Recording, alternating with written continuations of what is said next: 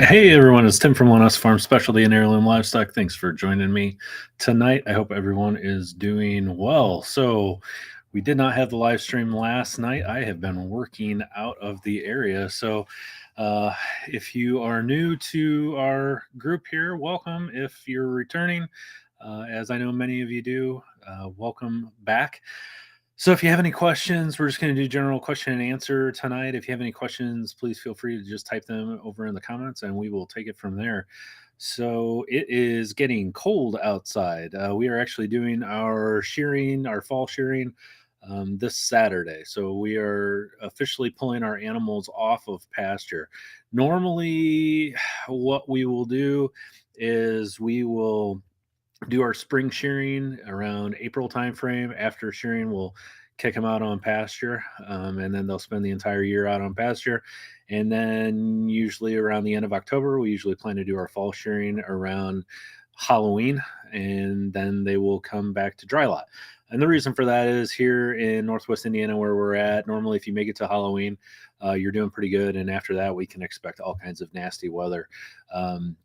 So the shearing is important. I get a lot of questions about that. People say, well, I don't want to shear my sheep in the fall. I don't want them to get too cold. And really, it does far more benefits to shear them in the fall. It helps to prevent them dragging a bunch of moisture into the barn and into the shelters.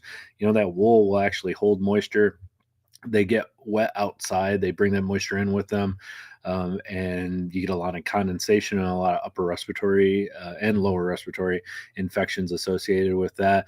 Also, there's some evidence shown by some of the universities that by shearing your sheep, it actually forces that baby to develop more brown fat on its body, and it actually has more stored energy reserves when it's born, and they actually do a little bit better. When you shear, you actually take a little bit of the wool off, or to where you have maybe a quarter of an inch wool left on them. So they still do have cover, they still do have waterproofing, and they do very, very well with that. If you don't want to shear your animals for whatever reason, we still highly advise that you crutch them. Crutching is where you clean off around their backside and clean off around their udders. That way it's cleaner and more sanitary when the babies are born. And then it's also going to be easier for those babies to find the teat structure after they're born and to get some milk. You don't want that baby underneath there confusing lumpy, nasty pieces of wool for the teat structure. That is no good for anyone. So let's just hop right into it and see what we've got here. Hi, how long after a ewe milk is dried up should I start back to feeding grain? So this is a really good question, and there's no set answer for this. So this is something that you really have to monitor with your animals, and this is going to be the same for the sheep and for the goats. So what we're talking about here when we say drying up is when you wean those babies, when you decide that you're going to pull those babies away from mom and allow mom to dry up. How much time do you really need before you can start feeding mom regular diet again? How much time do you need before you can reintroduce her to her babies? These are all good questions. So a couple things. Let's start from the beginning and kind of go from there. So when you decide that we're getting close to weaning, about a week prior to actual weaning, I want you to start cutting way back on that nutrition with your ewes and your does. That is to say, we're going to stop feeding like really good quality grass. We're not going to give them any. We're not going to give them, good quality hay. We're not going to give them any additional grain, and we're going to signal to that female's body that nutrition isn't what it was, and her body will respond in kind, usually by starting to slightly diminish her milk production. Some people will tell you to dry them out by restricting water. We don't ever want you to do that. It is far more dangerous. You're never going to withhold enough water to adequately cause a ewe or a doe to dry off. That's kind of a rumor, and it's kind of an older way of thinking. We know better now. We know that it can cause some serious problems to the rumen. and it's just not worth it. So again, we're going to restrict food. We're going to lower the quality of the food that we're giving them. Definitely no grain. And then we separate them. Now, when we separate the moms and the babies, a couple things you need to keep in mind. You always want to move the moms and keep the babies where they are. Our goal by doing this is we don't want to add any more stress to the babies than we already have. It's already stressful enough that we wean them. It would be even more stress to move the babies instead of moving the moms. So we're going to move the moms. We're going to keep them on this diminished diet, on this diminished calorie intake, basically poor quality hay. Still keep them the same amount of water, no grain. And we're going to do this for as long as it takes. Usually it's going to take about 2 weeks. And the ewes and the does are probably going to go through a period of time where their bag's going to look a little bit more engorged, and then it's going to slowly start to go down. And this is going to take a while. It's going to take a good couple weeks. I don't want you putting these ewes or does back on grain at all until they are completely dried out. And you are basically going to have to put your hands on them. You're going to have to check them and make sure that that bag is completely dried out. Once that bag is completely dried out, I think for good favor, we would give them a couple more weeks. And then go ahead and add that grain back in there. Now, I'm not telling you that you have to restrict, and we talked about this in one of our videos this week. Just because you're restricting grain doesn't necessarily mean that, we don't want to offer them good free choice minerals and vitamins. You can still offer grain-free operations, as we talked about in the video earlier this week. And if you didn't catch it, I would implore you to do so. If you, just because you're not feeding grain does not mean that you get a free ticket not to give good nutrition. Pasture, hay alone is probably going to be deficient in some vitamins and some nutrients. So you can make that up through mineral. And the same thing when you're drying these moms off, I'm not telling you not to give them a good free choice mineral supplement. I'm just telling you that you want to watch the calorie intake, you want to watch the carbohydrate intake, things of that nature. The other thing, the other tip I would tell you in this regard is you want to make sure that you're separating all the moms and all the babies at the same time. If you can. And I know a lot of this is like perfect world and you just have to do the best you can do. Here's the reason why. We had a viewer that reached out to me this week and she said, I had this mom away from her babies. I had them separated, but the babies came back and now they're nursing on her again.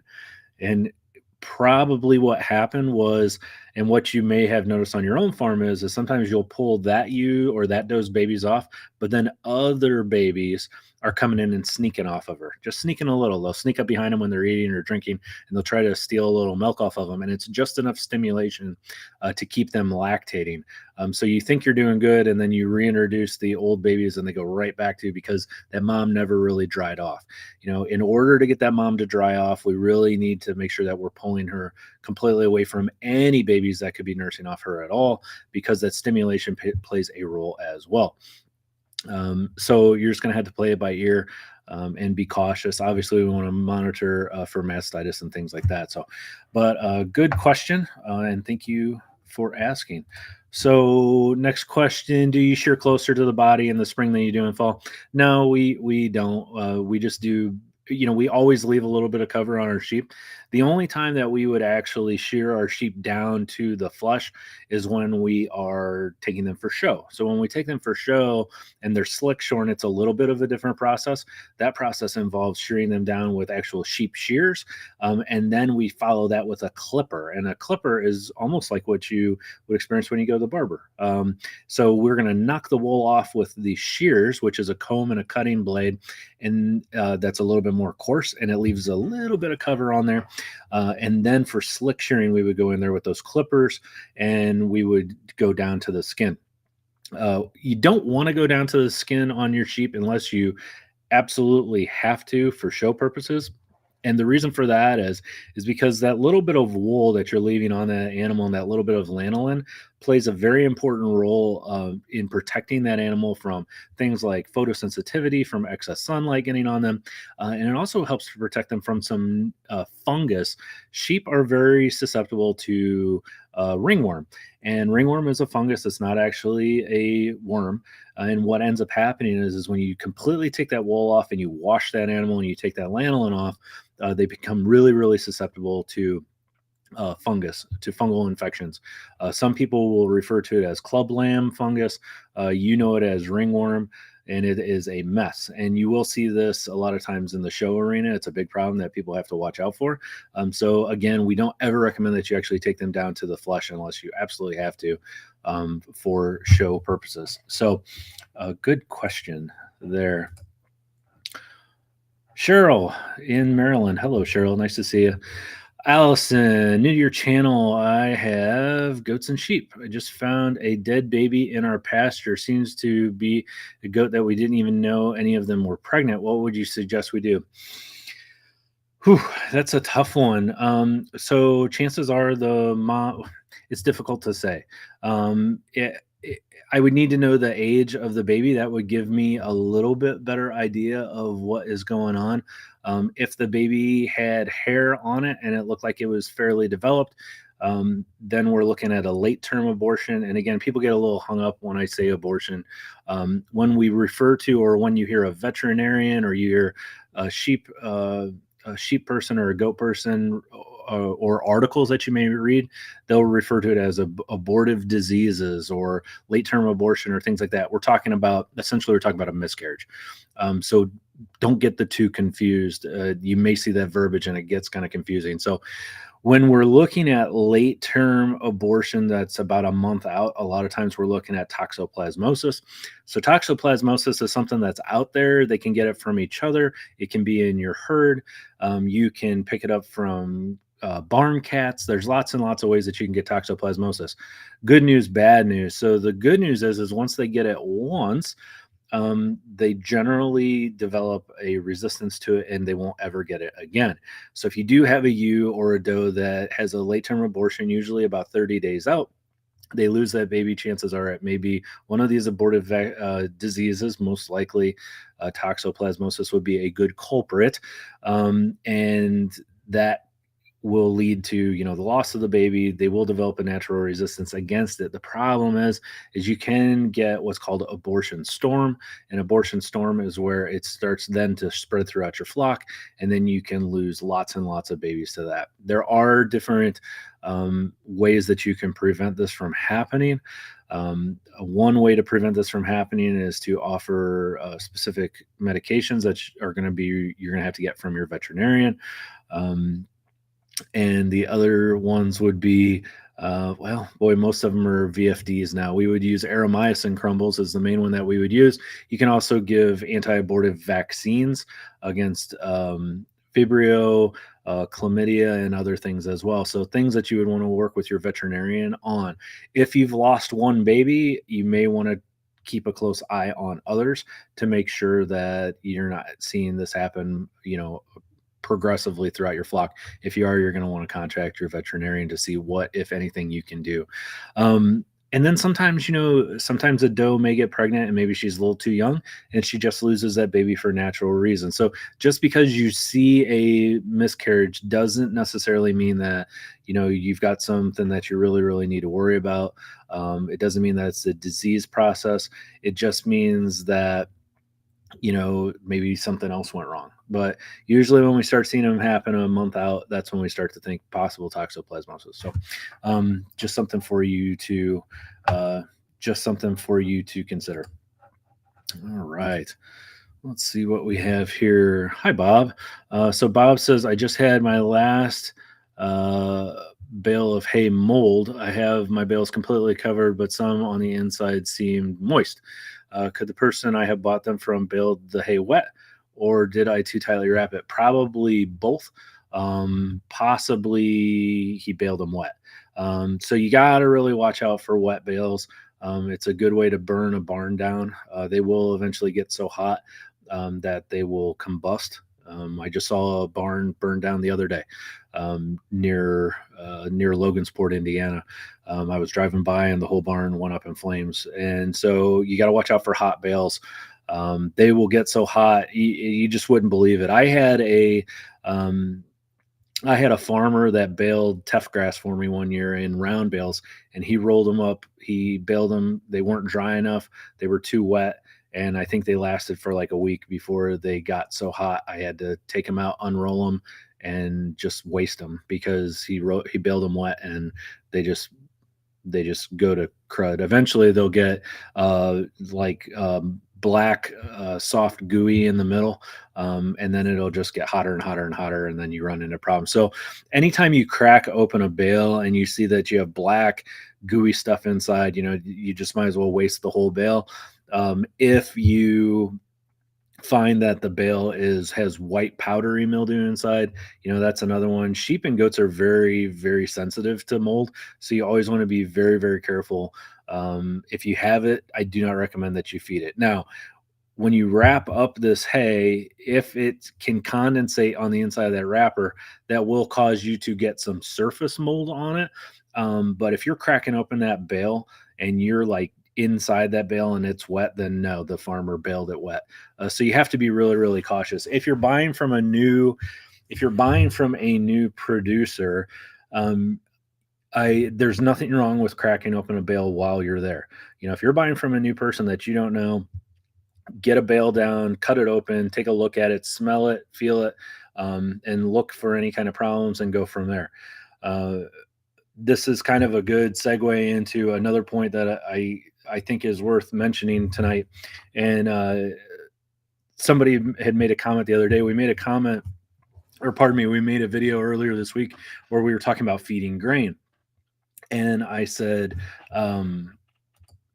feeding grain is right for some people and it's not right for others. And for those of you that have watched me before, I'm kind of like a middle of the road guy. I'm like, some things will work for your farm and some things won't. And some things that I do here may work great for you and some things I do here may not. And so that's where I fall on the grain thing. You're going to notice that if you're new to this, you're going to notice that people really get into these camps and they get really focused on where they're at. You get people that are like, I don't feed grain and grain's the devil and I don't do that. And then you get people that say, oh, I feed grain and they got to have grain. And then you get into the wormer camp where people are like, I don't give chemical wormers, or I don't give antibiotics, or I don't do this, or I don't do that. And I would caution you in that regard and just say, as soon as you find yourself in a situation with animals or in life in general where you're like, I don't ever consider doing this or that. Now, obviously there's going to be caveats to this. But when it comes to some of these topics, when you're like, I never and I will never, you really start to shut yourself off from a whole group of information. And part of this process, part of this, having animals and learning, is you have to expose yourself to a lot of information. You may not like what you're reading because maybe it makes you feel like you're dumb, or maybe it makes you feel like, oh, gee, I can't believe I was doing that. Or, it's okay. I don't do the same things that I did 3 years ago, let alone 10 years ago, let alone 20 years ago. I mean, holy smokes, if you went to see your family physician is like, I do everything the same way I did it 20 years ago and I refuse to change. And you like try to give them information and they're like, oh no, I don't even want to see it. I don't do things that way. Like, that's not good. Lifelong learning and having some humility is the best way to do things. If you expose yourself to new information and it works for you, then that's great. And if you expose yourself to new information and it doesn't work for you, that's okay too. You're just becoming more well-rounded and you're learning new things. And so someone commented the other day about our grain video, and they were like, I don't feed that garbage to my animals. And I feed alfalfa because I am not giving soybeans and I'm not giving this and I'm not giving that because they're full of GMOs. And they're full of chemicals and everything else. Well, I have really bad news for you. And I don't know if you guys know this. And so I think it's important for us to talk about this. Alfalfa. You will hear so much about alfalfa that you would think it is the greatest thing in the world. And you may have heard this before too. You may have heard like, oh, alfalfa hay, alfalfa hay, alfalfa, it's the best. It's full of protein and it's got, everything that you need. There's a couple things that you need to know about alfalfa. First of all, it's a fantastic plant. It's drought resistant. It has very deep roots. It's full of protein. It has tons of protein when it's out on your pasture, but it's not appropriate to feed straight alfalfa to your animals, to your sheep or to your goats, be it out on pasture or be it baled up. And there's reasons for that. One is that these animals can only handle so much protein. If you're on the tack box, if you're on the Linessa Farms tack box, you've probably already read some of the articles that I've posted about over protein. But if you haven't, check them out. They're worth a read. These animals can only handle so much protein. When we start feeding animals too much protein, we've got this threshold of about 20% protein. When we start going over this threshold of 20% protein, we actually start seeing problems. When our bodies or these animals' bodies take in protein, what ends up happening is that protein gets broken down. Protein is made of amino acids. That protein gets broken down into amino acids, and then there's some byproducts. And those byproducts are usually in the form of ammonia. We get these things called urea and other things that have to get excreted, usually through the urine, filtered out through the kidneys. If you're giving an animal far too much protein, there's a couple things that you're going to notice. Your animals out on pasture may actually start to look like they're losing body condition. They may get scours, and their ammonia levels are getting too high. It's hard on their kidneys, and they can't digest it properly. So too much protein, be it through grain or legumes like alfalfa, clover, things like that, can cause problems, and you need to be aware of that. And we won't get into how to correct that here, but just so you know, that is a realistic problem that people run into, and alfalfa is one of those culprits. Alfalfa is probably one of the most complex forages that there is. Again, has a wide degree of nutrition, and most of that nutrition is in the leaf. So that's another issue that we run into with alfalfa, and specifically alfalfa hay, is if you don't bale alfalfa correctly, you can have lots and lots of problems. I have never seen a plant have such a wide degree of hay quality as I've seen with alfalfa. If alfalfa is baled incorrectly, it's dried down too much and it's handled too much, maybe tedded out too much or raked too much, they'll drop the leaves off of it. The leaves will get crunchy and dry and they'll fall off, and you'll get nothing but bales of stems, and they will still sell it as alfalfa and you'll pay a fortune for it. And all you're getting is stems that your animals won't eat. So that is a problem. Again, it has too much protein. Generally speaking, we want to see a mix.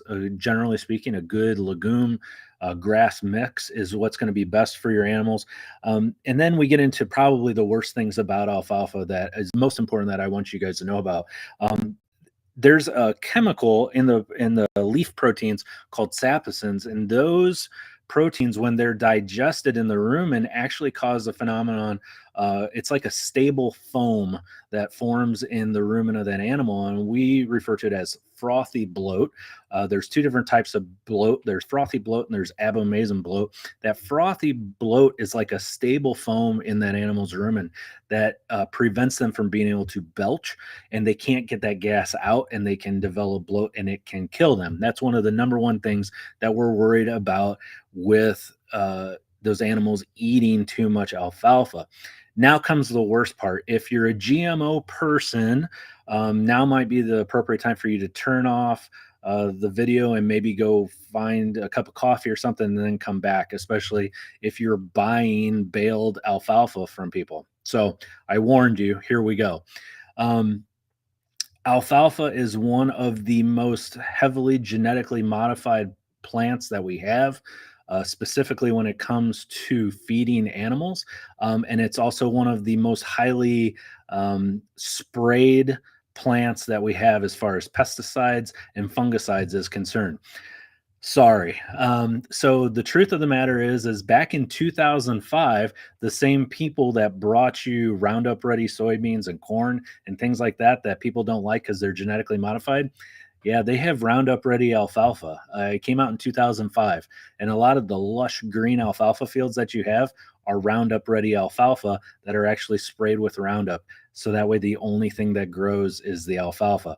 The other bad thing is alfalfa is extremely, extremely easily damaged by a weevil, by a bug, and it requires to be sprayed. And there is a huge problem in the United States right now when it comes to the chemicals that they use to spray alfalfa. They have tried to ban it for multiple years. It's called Lorsban, but it's more well known as chlorpyrifos.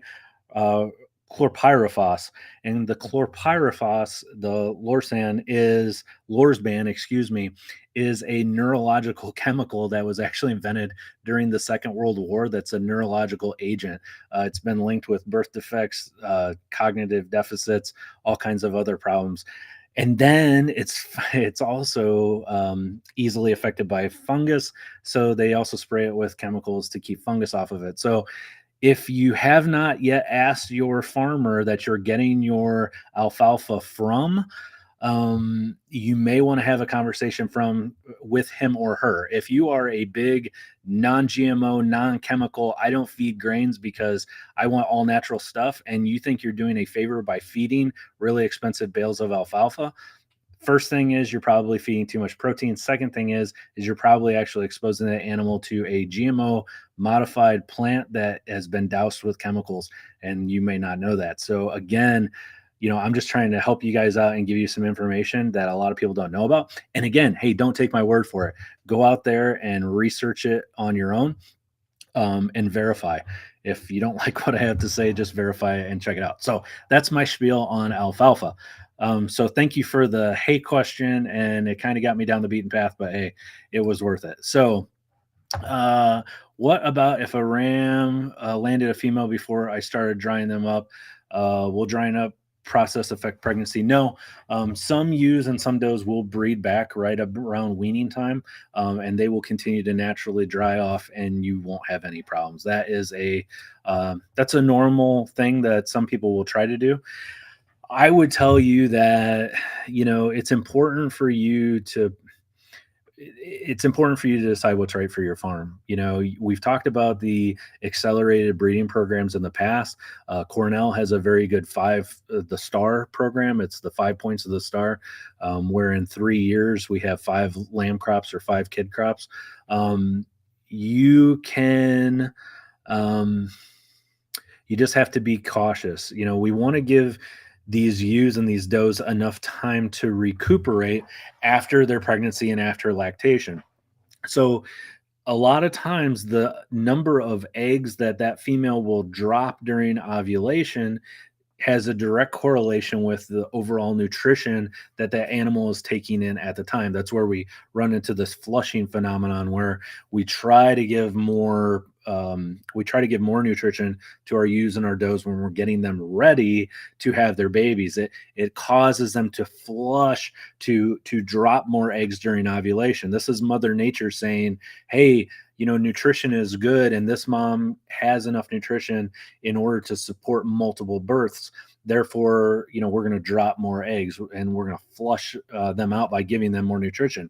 If you've got a mom that just came off of having a baby on her, she's just drying out, she's got poor body condition, and you try to breed her back right away, you're significantly increasing your chances of having single births, and you're setting that mom up for more stress and things of that nature. So can she carry the baby? Can she have it? Probably. Are you significantly decreasing the probability of her having multiple births? Yes.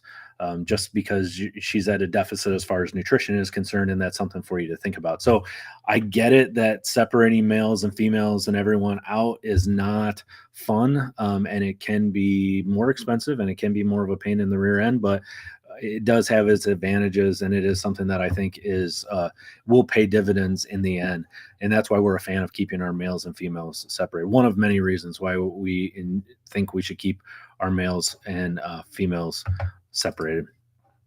All right. Hey, Tim, are there any side effects of a young doe 6 to 7 months of getting pregnant? So no, there's not. And so some people are going to beat me up on this and some people aren't. So a lot of this depends on maturity and breed and body weight. So here's a couple of things for you to think of when you're looking at your does and when you're looking at your ewes. Some breeds are very prolific and they can get pregnant very young, and they do absolutely fine.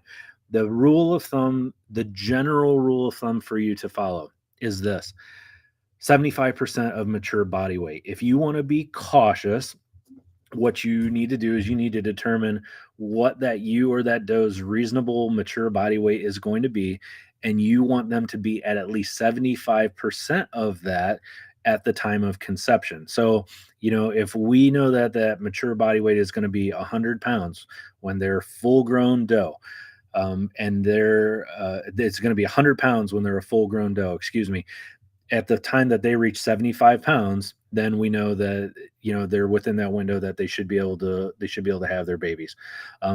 I personally feel like, that first time moms, they're a little bit more immature.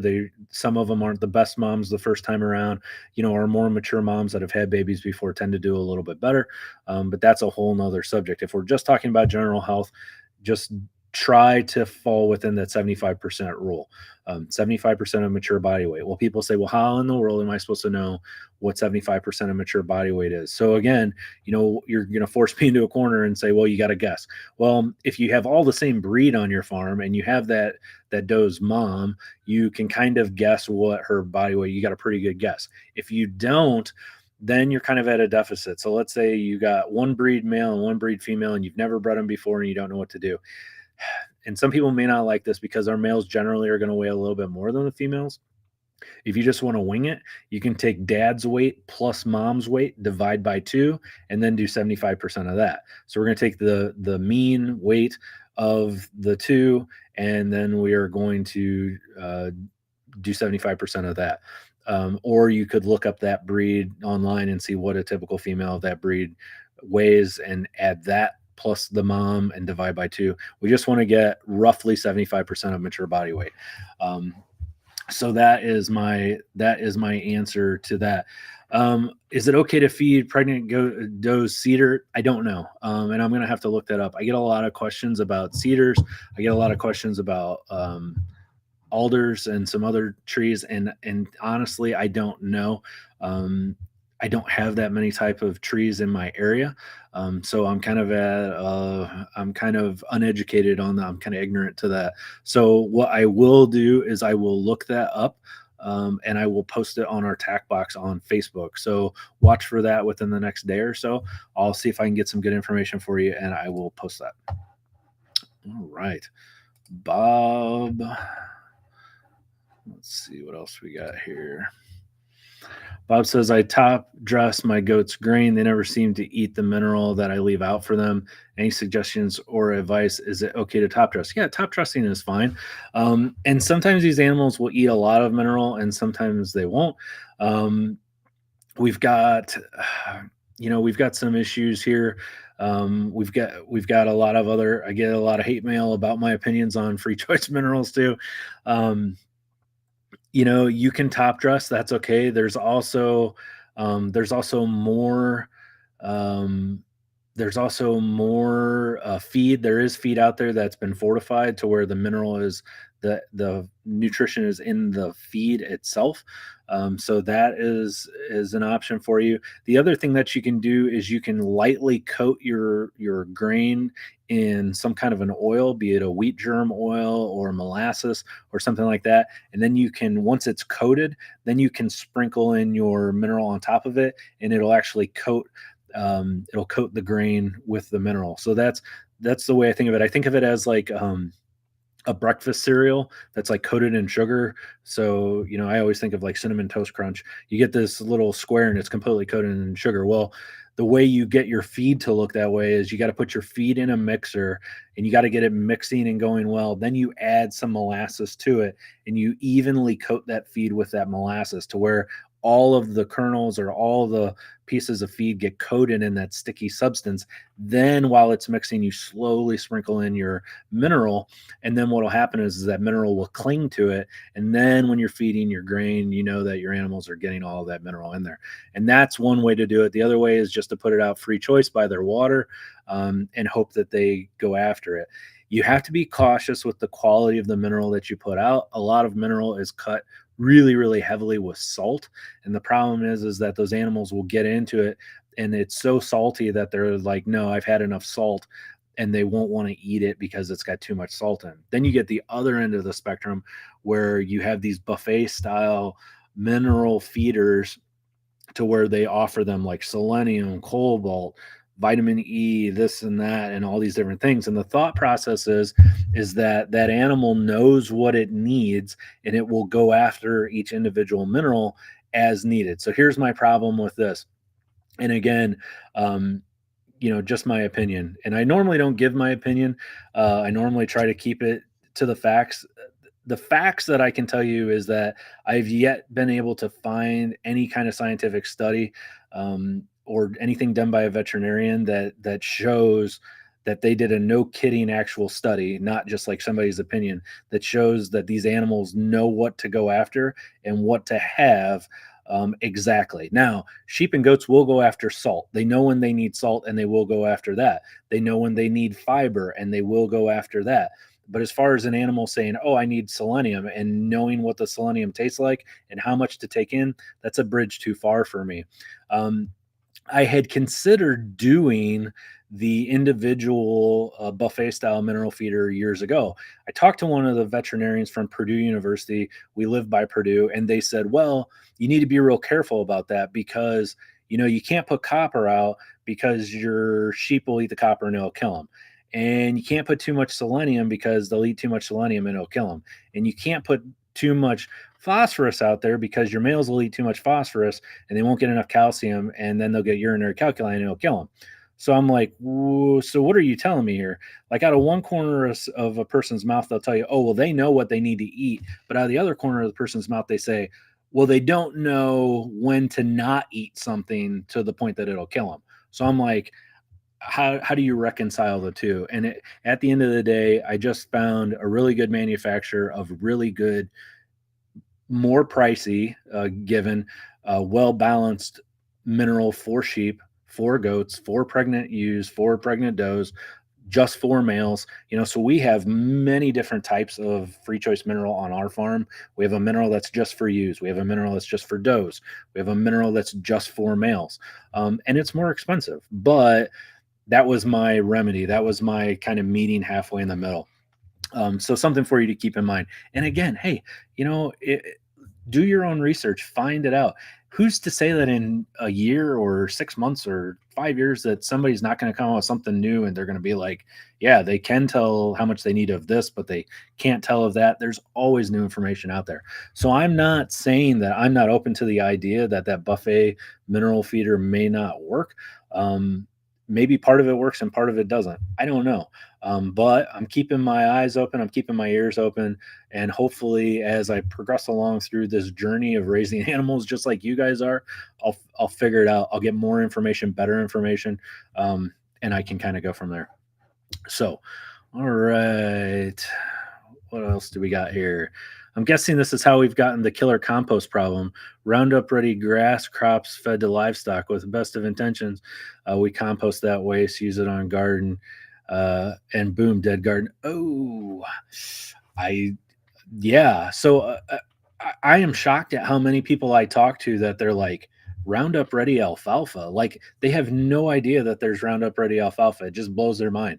And yeah, man, the fields look beautiful. Let me tell you. So we don't spray anything on our fields. We have a farm that we lease that's about 12 miles up the road from us. And man, it gets smoked every year. And the reason for that is because we have a farmer to the north of us. And this is how I know all about this. I have the first piece of property to the north of my field is pure alfalfa that they raise for the dairy farms, and it looks fantastic. And it's Roundup ready alfalfa, and they go through and they spray it with Roundup so it doesn't have any weeds, and then they go through and they spray it with the Lors ban, which, by the way, it's been banned in, like, the United States is one of the only countries left that they can use that in, and they spray all the weevils on it so it kills them, or it pushes them into my field, and then they eat all of my alfalfa and kill all of my alfalfa. So it's very frustrating. But yeah, I'm shocked at the number of people that had no idea that that this exists, that this is an issue with alfalfa. And the worst part about the uh, chlorpyrifos is that Lord ban is that they spray it. In the past, they've sprayed it on apples, melons, and things like that, and they've shown that even after they wash it, it gets into the fruit itself and it's still there. So it's a problem. But anyways, that's all I have to say about that. Okay. Is it normal for you to have some discharge a few days after a CIDR is put in? Yeah, so you're introducing something. So let me back up really quick in case people don't know what we're talking about. So a CIDR is a device that is put in. It's a progesterone suppository that is put into a U, it vaginally inserted into a U, and it is a progesterone suppository, and it causes them to go into estrus. It's in there for about a week. We pull it out. We give them a shot of HCG, which they call PG600, and that causes them to go into estrus. Usually, I find within about 12 to 24 hours, they'll go into estrus. So what is happening essentially is you're putting this suppository into them vaginally. It's irritating the lining of the vagina, and you're probably going to get a little bit of discharge, and that is fairly common. Doesn't happen with all of them. Some of them it seems to happen really bad. Others it doesn't seem to happen at all. But to see a little bit of discharge, I would say that yeah, that is, at least in my experience from what I've seen, that is something that is relatively common. Hello, my friend. Vets Grow Fuzzy Butt Farm, my favorite name ever. Nice to see that you're back. I hope you are doing well. Just got to the Oklahoma Hills Invitational Kiko Goat Sale video posted on my channel. Yeah, I saw that. Very cool. I saw that you posted that. So if you guys haven't checked that out, head on over there and check that out. Some beautiful looking animals that really look good. So thanks for sharing that. I appreciate it. All right. So we've been considering a couple of barn cats to help control the mice population, but we're concerned about toxoplasmosis. Is there a vaccine, other medication, or other practice to prevent it? So I think barn cats play a valuable role in toxoplasmosis. So toxoplasmosis can be spread through cats. It can also be spread through these rodents. So it's kind of like a double-edged sword. I believe, if I'm correct, I believe that that's where the cats get it from, is actually from the rodents. Don't quote me on that. It's going to bother me that I don't know that. There's only so much room in my noodle, and I pack it full of stuff. And I think when I get too much in there, some of it comes out the other side. But I want to say that the cats actually get it from the rodents. And I can't remember if I'm confusing that with plague with the fleas and whatnot. I just don't know. We'll say that. But I know that cats aren't the only carrier. Toxoplasmosis is a nasty thing. So even pregnant women, we advise, being cautious around cats as well. So aeromycin is probably the way to go as far as toxoplasmosis. Would it be so much that I would say don't get barn cats? No, we have barn cats. We don't have a problem with it. Almost every farm I know has barn cats. It can happen.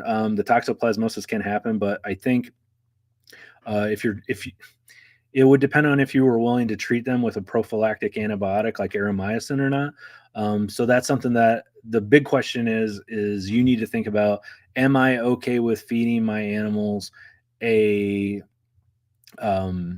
medication, a antibiotic to help ward this off? And if you're not okay with that, which I completely understand, then maybe not. If they do get it, like I said, they will develop immunity to it and they won't ever get it again. But that's a tough one. That's kind of a whole picture, like looking at the whole picture, like what are you willing to do, what works for you and what doesn't. All right. So I'm thankful that I found USDA organic alfalfa. Thanks for being a walking room and lexicon, Tim. Yeah. So, again, Bob, if you can find yourself a good alfalfa grass mix, that's great too. I do think that straight alfalfa is a little too hot. It's a little too high of protein. So when I say it's a little too hot, I just mean that the pH of it is going to be a little bit low. You may experience cud spilling where they're just kind of barfing up their feed, and it's a little bit too high of protein. Now, needless to say, anytime we bale anything, the protein level drops. So just because you have, let's say, let's say you get your pasture tested and they're coming back and they're saying, oh, you've got all this alfalfa and all this clover and, you're at 20 something percent protein. By the time you cut that, dry it down, and those starches and the sugars in there start to turn into starches and everything starts to kind of convert, that protein percentage starts to drop. So what you have on pasture does not equate to a one for one for what you get in your hay. The protein percentage is going to drop, and some things are chemically going to change in that hay. So, most veterinarians will tell you that a good legume and grass mix is the way to go. Now, we beat up on alfalfa a lot tonight, but there's lots of plants out there. There's fescues that have issues when they, you know, uh, at certain times of the year. There's things like Sudan grass and brown midrib plants that get issues if they get hit with a frost. If they get Johnson grass, Sudan grass, they get hit with a frost. They go through a period of time where they can actually um, release some chemicals, some prussic acid that can be dangerous for animals. So, you always want to do your due diligence, read up on the plants that you have in your pasture, or that you're exposing your animals to, and make sure that no kidding, what are the potential side effects? Because you'd be shocked at the potential side effects that can come from some of these plants that may seem very non-threatening, and then you get into an issue. So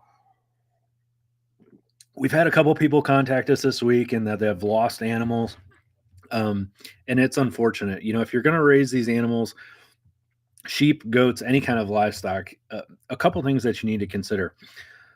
The first one is, unfortunately, every animal that you have on your farm today is eventually going to die. Now, we all like to think that they're going to live to be, 12, 13, 14, 15 years old. I've seen a male boar goat. The oldest one I've ever seen was 21. He was about 21. There's a nice lady that's a friend of mine, named Mary, that lives probably 15, 20 miles north of me. And she had a buck. He was a boar cross, and he lived to be about 20. We couldn't figure out exactly, but he was 20 to 21 years old. Oldest one that I didn't even know they lived that long. But the reality is most of our ewes and our does that we see that are having babies year after year after year will produce up to about 12 years of age, and then eventually they'll pass. But anywhere between birth and that age, you can potentially lose them, and sometimes you'll find out what's going on, and sometimes you can't. With humans, we can do blood work, and we can check electrolytes, and we can check all kinds of markers, and we can check kidney function and BUN and creatinine and all these things. We can't do that realistically with these animals. And you're going to lose some, and sometimes you're going to know what caused it, and sometimes you aren't. I'm not saying that you should just be like, it doesn't matter. But at the same time, I don't want you to beat yourself up too much about it. I know that's easier said than done, but you do the best that you can do. You give them good nutrition. You do the best you can do to keep the parasites out of them. You give them a good life. You treat them well. You be nice to them. You give them good shelter. You take care of them, and you just give them the best life you can give them, and you hope for the best. And unfortunately, it is a part of life. And it's something that we have to deal with. I get a lot of people that get very down on themselves when they lose an animal, and they think, well, I'm doing something wrong if I lose an animal. And unfortunately, I don't always buy into that. I think it's unfortunate for you, but it is something that you need to expect. So, uh, let's see, Jack. So I have to pay to see the comments. Do I understand that correctly? No. If someone's getting paid to see the comments, I don't I don't know who's getting that money, because I'm not. If anyone else on here is having a problem seeing the comments, I don't know. I don't know if anybody else has any insight on this that you could help Jack out with, but no, comments. There's no charge or anything to see anything on here. Everything is 100% free as far as I know. So we are posting. We're live right now. We should be live right now on YouTube and Facebook. So if you're not seeing comments, Jack, I don't know. I don't know why that is. So I apologize. But I don't know exactly why that is. All right. My dog likes to play with my buck. He is all alone in his pen, which is close to my does. I was hoping it was a positive interaction since he doesn't have a wether. So I am a fan of keeping at least one animal in there with your bucks. You can put a sacrificial, what we would refer to as a sacrificial doe, in there with him. Which is just a female to keep him company. Or you can put another male in there. If you don't have another male, then I would advise putting a female in there with him. I think the dog's okay as long as the dog isn't, uh, irritating him and he's not trying to kill the dog and the dog's not trying to kill him. Um, you know, that's fine. We have multiple species that live harmoniously together. We have our dogs, our Great Pyrenees that are out with our sheep and our goats, and then we have mini cows, we have miniature cattle that are in with our sheep and our goats. So I don't see anything wrong with it. Is if they're chasing each other and things like that, you're just going to have to get a feel for it. Is it an aggression thing, or is it just them just frolicking around and having a good time? If you want to keep a companion in with the buck, again, put a sacrificial doe in there with him. When we say sacrificial doe, we just mean one that you don't necessarily care when they get pregnant, and just kind of go from there. Okay. I think I'm ready to start my flock of sheep on the copper sulfate that you have covered in your videos. Do you still use it in your flock? And is the dosage the same? Yeah. So we've used it now for 4 or 5 years. We have multiple people in our community that have used it now for multiple years. Um, I've never had a problem with it. And again, I would highly encourage you to read the University of Kentucky study on that, um, and just kind of read through it. It's a really good paper. It's heavy duty reading, um, but it talks about the history of copper sulfate used for worming. It talks about the uh, usage, the dosages, and then it gets into the latter chapters where they actually talk about the tests that they did to see if this was going to cause problems for the animals. So they actually, checked blood serum, blood levels to see if any of the copper was absorbed, if it was causing any problems, if it was in the meat, if it was in the blood, and it would appear that if you give it correctly, we're given a very small percentage, so a 1%. Mixture of copper sulfate and water, and we're giving a dosage of 100 milliliters per head.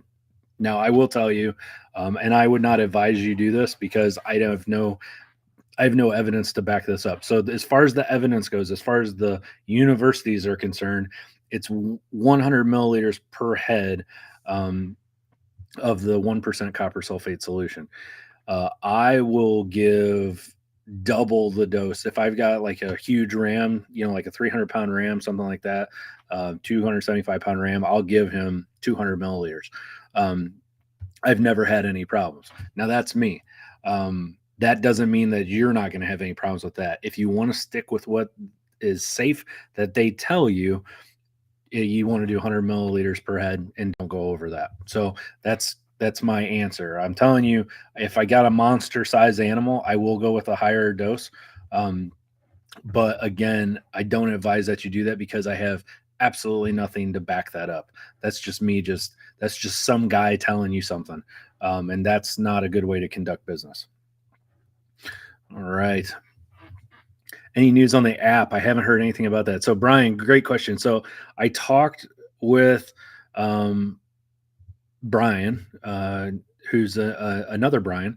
I talked with Brian, who is the guy that is actually starting Herd Help, which is the app that's coming out. It has officially been approved. This is a long process. So I had no idea how long the process was. It's kind of enjoyable to me because I get to harass Brian about it daily, about how long it's taking for this application to come out. But they have to develop it and then they have to submit it for approval, so it can get put on the App Store, and they have to approve everything, how you set it up, how you charge for it, everything. So it has been officially approved. I think it officially got approved yesterday. And as soon as it goes live, we will have Brian on here, and we'll kind of talk about Herd Help, which is the name of the app. I've been fortunate. I've been able to test run Herd Help. It's fantastic. It's an application that's going to be on your phone. And when you're out on your pasture, if you're giving medications or if you're keeping track of animals, whatever you're doing, you can simply just put it right in your cell phone. It's awesome. If you're doing mass updates across the board, like let's say you were going out and you were giving, let's say you were worming every animal with 1 milliliter of Dectomax or whatever. We'll just use that as an example. You could go through and select multiple animals and then just update all of them at one time instead of doing it. And at a glance, you can check on an animal's status, see where they've been, where they're going. Fantastic product. Um, we're really looking forward to it, and we think you guys will be pretty excited about it. So yeah. Okay. All right. Something I did, I had to shut it down and restart it. Isn't that the answer for everything when it comes to technical stuff? I never get. Sometimes I fix things. I don't know what I did. I'm like, yeah, I turned it off. I turned it back on. I start unplugging stuff. I plug stuff back in. Sometimes it starts working, and I'm just happy if it works. So that's good. I was concerned about that, about you not being able to get see what was going on. What about lambing half of my milking flock and giving the other half some recoup time? Yeah, pick out your animals that you think. Some of your animals, you probably know if you look at them. We know when we look at our ewes, some of our ewes, it seems like they just put everything into their babies. And to me, that's a good mom. Like when I look at my does and my ewes at weaning time, I expect them to look a little bit rough. Everything that they're getting in is going into their milk production. Um, and then usually they need a little bit of recoup time. They need a little bit of time after those babies come off of them to kind of get their body condition back up to where I want it to be. Um, and some of them recuperate better than others. So a lot of it is good bookkeeping. A lot of this comes down to good bookkeeping, right? Keeping track of those animals, keeping track of their body weight, making notes and journal entries saying like, this is what this animal did and this is what I expect. um, Sometimes people get a little too hung up on body condition. Again, we expect our ewes and our does to lose a little bit of body condition when they're lactating. What you don't want, what's not a good mom, despite and I'm getting into my opinion here, but go with me there. Um, if I've got a ewe that has babies and she holds her body condition the whole time, but those babies are kind of crummy, they stay small, they don't do very good. The mom's not a super good mom, but she keeps her body condition really well. Like that's not really a selling point to me, where people are like, oh, well, she keeps her body condition really well. Yeah, but she's a crappy milker and she's not a very good mom. So my best moms are a little under condition. So you're going to just have to look at the big picture of your flock and see which moms you think could handle breeding back, and which moms you think might need a little bit more time. If I was dealing with a yearling, I would not consider it. I think I would get a year under my belt to where you can watch that ewe or that doe through the entire process of birth, weaning, and recovery, get a good feel for how she's going to respond to each different segment of that process, and then make a determination the next year if it would be appropriate for you to breed her back or not. Um, Generally speaking, you're going to find that your best moms, like the prime, we find that our best moms are our prime moms are between the ages of 3 and 7, probably. Um, Birthing becomes more easy for them. There's less stress on the mom, there's less stress on the baby. Milk production seems to be good, and the mom has a really good idea of what it is that she's doing. So that's kind of the golden years, we think. And as far as the scientific evidence shows, as far as going through, they're generally going to start off. It's not uncommon for them to have a single their first time, and then they start getting into the multiples, and then as they age, those numbers will start to drop off again.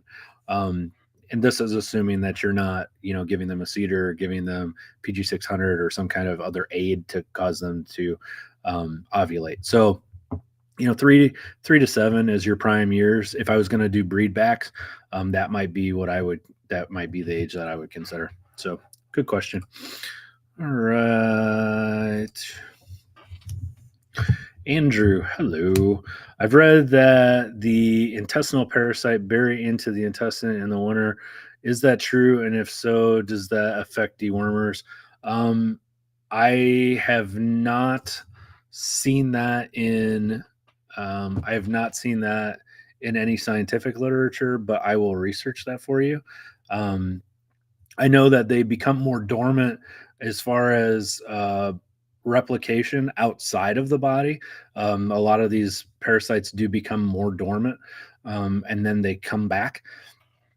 So, but as far as inside the animal, I don't know enough about it to give you an educated answer. So I will research that and I will post about it. We'll talk about it and see what we can learn.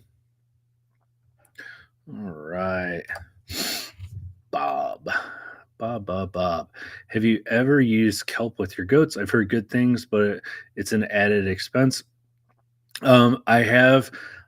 I just read an article the other day where they were talking about kelp, and other than seeing kelp in there, I can't recall what they said.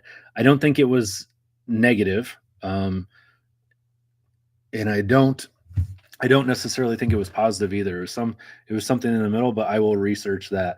There's some things out there that you'll see people just swear by. Honestly, I haven't found a miracle yet.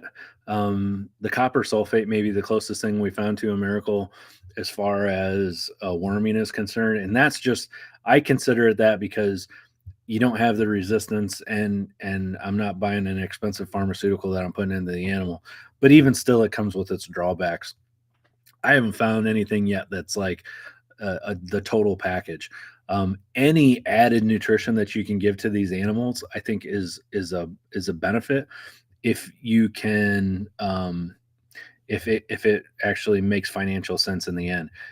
If you can give if you can give something cheaper to the animals that's going to give them the same nutrition, then you may want to go that route. But again, I will do some research on that and I will get back with you. I actually watch the entire live stream after I do it, which is good fun. Um, but honestly, I'm reading your questions and answering you, and I can't remember these after we're done. So when I go back through this, I will actually take notes and look up the questions that you guys asked me that I don't know. All right. Have you ever heard anything realistic about using essential oils for workload? I like to use herbal dewormers and highly skeptical of oregano oil. Wouldn't it burn the animal's stomach? So there are benefits to I can, so I'm going to step away from I don't know. I don't have a good answer for your question, but I can give you a little bit of insight. So when we talk about things that are natural, things that are man-made, when it comes to people medicine, when I'm dealing with people patients in the hospital, my day job, I will tell you this. Over the counter medications are very, very important. Um, Over the counter medications can increase the results of some medications. It can decrease the results of some medications. And the second that you don't respect them, they can come back and bite you in the rear end. I put in a lot of PICC lines at the hospital, which involves, getting access to a vessel and putting a line that goes to the heart. I won't get into the deep weeds of what a PICC line is, but a central line, I'm having to get access. So back in the day, they would say, well, you need to make sure that your patient isn't on any blood thinners. So, you get in the habit of asking these questions, are you on warfarin? Are you on Eliquis? Are you on, aspirin? Are you on any of these blood thinners? And the patient's like, no, no, no, no, no. And then you stick them with the needle and they start bleeding like crazy. And you learn real quick, like, you didn't ask the patient if they were on garlic. I'm just using that as an example. So garlic is a very strong blood thinner. Any really, when I'm talking to a patient, I always tell my patients that, and we're getting into people medicine here, but bear with me. I do have a point. When we talk about, I always tell my patients, if you take a medicine that starts with the letter G, you always want to be cognizant of that. So grapefruit juice, ginseng, ginkgo biloba, ginger, garlic, all of these G words have pretty profound interactions with prescription medications. Um, I don't think it's a secret that, red yeast rice is the same active ingredient that we find in a lot of statins that patients take for hyperlipidemia, for high cholesterol. As far as anti-inflammatory properties of turmeric, turmeric works really, really good. Aspirin was originally made out of willow tree bark. Shoot, if aspirin were to come out today, it would most definitely be a pharmacy. It would definitely require a prescription. I have no doubt in my mind whatsoever. Um, take that for what it is. My point is this: is the moment that you don't respect the power of a lot of these natural things is about the time that you get yourself in a whole lot of trouble. So I think it's a double-edged sword. I think that a lot of these medications a lot of these over-the-counter herbs and herbal remedies and oils and things like that do most definitely have an effect on the body. I think the reliable information is difficult to find, but I think you need to respect them in both ways. I think that they can harm just as easily as they can help. And so, unless you have a real good, unless you have a real good understanding of what they do, it could be dangerous, and you need to be cautious of that. Um, we need to respect these medications, and we need to try to learn about them before we just start willy-nilly giving them to our animals. You know, blogs, and you guys read them as much as I do. I see scary stuff online all the time, and someone's opinion is not a study. As someone's like, well, I've proven blah blah blah blah blah. No, you haven't proven anything. You've proven that on your farm, in those circumstances, with that specific thing, this is what happened. That by no means is a scientific study. So you need to be cautious. Everybody is selling you something. Even the nicest person, just because someone's selling you something doesn't mean they got to be a jerk.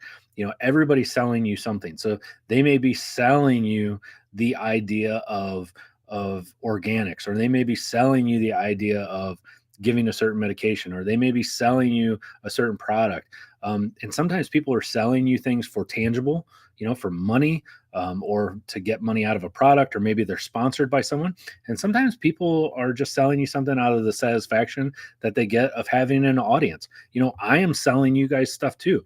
I enjoy doing this. I enjoy teaching. I'm getting something out of this. It makes me feel good. It's my hobby, and I enjoy it. I don't make very much money doing this, but I am still getting something out of it. I'm still selling you a product. So when you're getting this information from people, you most definitely have to take a step back and say, what is this person getting out of this? And you have to be cautious when people are telling you, like, don't do this, don't do that. You're stupid if you do this, this, and this. Like, you need to be cautious.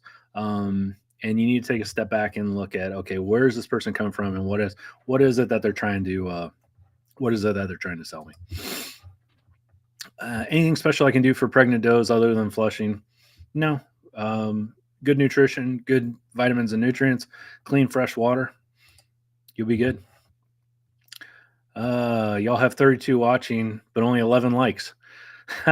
Yeah, it helps if you guys hit the like button. And I'm guilty of this too. I watch videos and forget to hit the like button. If you would hit the like button, I would appreciate it. Thank you very much. And if you haven't subscribed, that really helps us out too. I do believe it's possible to selectively breed for flocking traits and non-flocking breeds like S-line sheep. Yeah, absolutely. I think I think you can breed for darn near anything. I think you can pick all kinds of different attributes: mothering ability, milking ability, flocking characteristics, all of those things. I think if you pick a subject and you are selective about your culling, I think you can work that into almost any flock. Copper sulfate foot care from Premier. I have not used it. So as far as the copper sulfate goes that we use for drenching, we use pharmaceutical grade copper sulfate crystals that has to get weighed out and has to get added to water. We do have a video showing you how to mix that. As far as the stuff that Premier sells, as far as hoof rot, as far as hoof washes are concerned. You have the old school one, which was copper, and then you have the zinc sulfate that they put in water as well for the foot baths. Some guys got away from certain ones because they interact with metal. So in their runs, what they were running into is that it was causing the metal to corrode and get some funky stuff going on with the metal. The other thing is you don't want the concentration is different than what you would use for oral drenching, and you don't want your sheep like bending down and drinking the water because you could run into some problems there as well. All right. I'm a huge fan of hybrid vigor. I think um, I think I think when you're breeding different breeds together, I do think you get healthier animals, and that's if you're dealing with mutts, with dogs. You know, it's a well documented phenomenon that when you're introducing genetics back into flocks that haven't been together for years, you get what's called heterosis. You get this hybrid vigor, and they tend to be healthier, live longer, and have better feed conversion and all kinds of things. So if you're not getting what you need, you know, don't be afraid to reach out and find something else that you may need to introduce to your flock that may do good. As someone who's had a PICC line put in for chemotherapy, I have to admit I have a whole new level of respect for you. Thank you for both hats that you wear. Yeah, no problem. Actually, that's my favorite thing to do. I see patients in a cardiology and pulmonology setting. And then I also work in radiology at the hospital and put in um, lines and things like that. I enjoy doing the lines. It's fun. I enjoy working with my hands. So yeah, and I'm lucky. My hospital is like 5 minutes from my house, so it's a short drive. What do you think of crossing Icelandic sheep with horned Dorset sheep to make a good mothering sheep? It's good with cold, higher wool count, higher weight than can multiple lamb. I am a huge fan of Dorsets. The thing that I always am concerned about with the Icelandic sheep is they need copper, and I don't know. You would have to talk to a person that's crossbred Icelandics before and find out how do you deal with the copper issue, because they're one of the few sheep that actually need dietary copper, and I don't know how you come up with the correct answer for a non-copper sheep to a copper sheep, and how you come up with a good answer there. All right. Do you think adding apple cider vinegar to water is beneficial for goats? I don't. Um, I wish it was. I've seen a lot about this, but I don't. I haven't seen anything that shows me that it's going to be a huge benefit. I can read more on it, and by all means, please read more on it yourself and let me know if you see anything, and I'll do the same with you. Could you clarify foot baths for your goats or sheep? Sure. So, when animals back in the day, when they would get hoof rot, the alleyways that you see sometimes set up for sheep and goat handling systems, they would actually put trays of fluid in there and force the animals through it. So, if you can imagine like a flock or a shepherd, or fill in the blank for your goats, um, it was too hard for them to treat like 200 or 300 animals for hoof rot. So what they do is they fill up these trays with fluid, be it copper sulfate or zinc sulfate, and they run the animals through it, and it soaks the feet and it gives the treatment to the feet. So that was the idea behind the foot bath. You don't see that too often with smaller farms, but definitely something that you would see on larger farms, even still today. The copper sulfate foot care is like Vaseline texture that would rub in between their toes. Yeah, and now overseas, what you're seeing in Australia, New Zealand, Europe is they actually, instead of having open water inside those alleyways, they actually have foam pads that actually soak up that fluid. And when the animal steps on it through hydraulic pressure, essentially, that hoof gets in there and it forces that liquid up into the hoof. So that's what you're seeing a lot of times now as well. Any experience with feedback on Australian white sheep?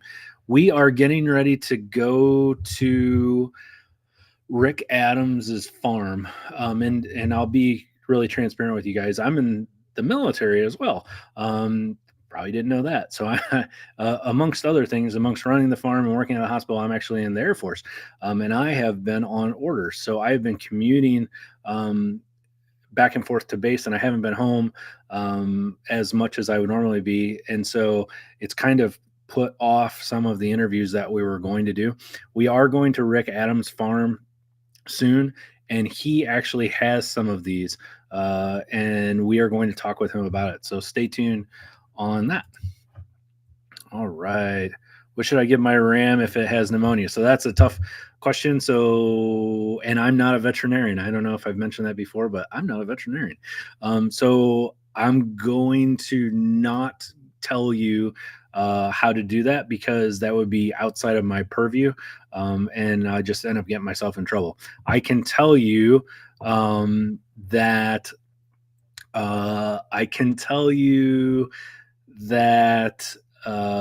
broad spectrum antibiotics, historically, broad spectrum antibiotics have been used for pneumonia in sheep and goats. So that would be things like your LA200 and Nuflor are the two big drugs that I can think of that I see given a lot for pneumonia. The LA200 is usually given intramuscularly at a dose of about 5 milliliters per 100 pounds of body weight. Injections given 48, series of injections given 48 hours apart. Nuflor is usually given subcutaneously, 6 milliliters per 100 pounds of body weight given 48 hours apart. But again, I'm not a veterinarian, and you need to work with your vet on that. So I am inspector now for the Air Force, and my history would be long and entertaining, but that's a story for another day. Dry, flaky scabs around the sheep ears and eyes. When I see that, I usually think mange mites. In that case, you would need to treat for the parasite itself. You can treat topically with something like Silence, and then I normally give a injection of medication like Dectomax as well. So when I see mange in sheep and goats, usually I treat topically with something like Silence, and then I also treat in the body itself with an injectable like Dectomax. So I'm kind of hitting that parasite from dual angles. Okay, maybe the copper dietary difference is a reason why there really isn't much information with crossbreeding. It might be. If one does cross, would a natural cull be the only way to find out? Probably. Yeah, probably.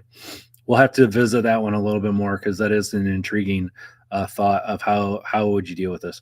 IBU that old pimples around the mouth. So that would probably be sore mouth, which is also known as ORF, O-R-F. It is a viral, it's contagious, it's viral. Think of it as like the chicken pox. They get it once and they don't ever get it again. So you'll have the breakout around the mouth, and then they'll get crusty, scabby, and then they will go away. When the animals have sore mouth or ORF, you can get it. So you need to make sure that you don't get it on your hands. If you do, you'll get those sores on your hands. The other thing is they can give it to the mothers around their teats, and they will get it on their teat structure, and then the babies can go off of milk, and then you've got a whole other problem. But generally speaking, crusty scabbies around the mouth is ORF, aka sore mouth. It's normal, it's natural. You want them to get it, they get it, and then they never get it again. There is a vaccination that you can give for ORF and sore mouth that is a live vaccine. It's given like the old smallpox vaccine, where you actually got to go up and make a wound on their arm with it and expose them to it. Most people don't use it anymore. So just something for you to keep in mind. The goat store. Hello. What kind of mineral are in aspen and alder bark that the goats eat? I don't know if that's a tannin. I've recently read about this, and I'm not sure if it's a tannin derivative, but I know it's not necessarily bad for them. Somebody had recently just asked me about alder bark, and it has some really good properties. So again, kind of going back to what we were talking about before about how you know, just because it's not made in a pharmacy doesn't mean that it's not good. But I'll have to read more on that. That is a great question. I would assume it's something in the tannin family, which has powerful, effects on things like worms and parasites. So very good. Okay, boy, you guys are asking me tough questions tonight. Thank you very much for doing this live chat. I'm picking up my 2 Icelandic ewes tomorrow morning and my Horn Dorset Ram Monday. Your videos have been tremendous help. Thank you. Oh, well, you're very welcome. I'm glad. And thanks, guys, for asking so many great questions. You've given me a lot of stuff to look up and think about. And we are way over our time. I'm only supposed to do this for an hour. And we're at 1 hour and 22 minutes. So I know some of you watched tonight. A lot of you guys watch tomorrow at work as well, which is fine. That's good. So I hope you are all doing well. I appreciate you guys watching the videos. I appreciate you taking the time to give us a thumbs up and subscribing. And, we're growing all the time. We just got over 10,000 subscribers. We're getting close to 1 million total views. Very exciting stuff. For a guy that did not start off trying to make a YouTube channel, this whole thing just kind of fell in my lap. And I just couldn't be happier. So thank you very much for watching. Thank you very much for your support. I do appreciate all of you. So again, thank you, thank you, thank you. I will see you guys next week, next Wednesday. I hope you all have a great week. And if you guys have any questions, comments, or concerns, probably the best place to go is the TAC box. Hop on Linessa Farms TAC box on Facebook. If you're not a member yet, check that out. And then you can always email us. We have a brand new website out. We completely redid the whole website. So LinessaFarms.com and FoundationFeed.com are both actually tied together on the same website now. We have a completely new store, it's just more user-friendly. The website's just more user-friendly. Everything's still there. So check that out. All right, guys. Well, you know the drill. I am Tim from Linessa Farms, specialty in heirloom livestock. Thanks for joining us again today, and I look forward to seeing all of you again next time.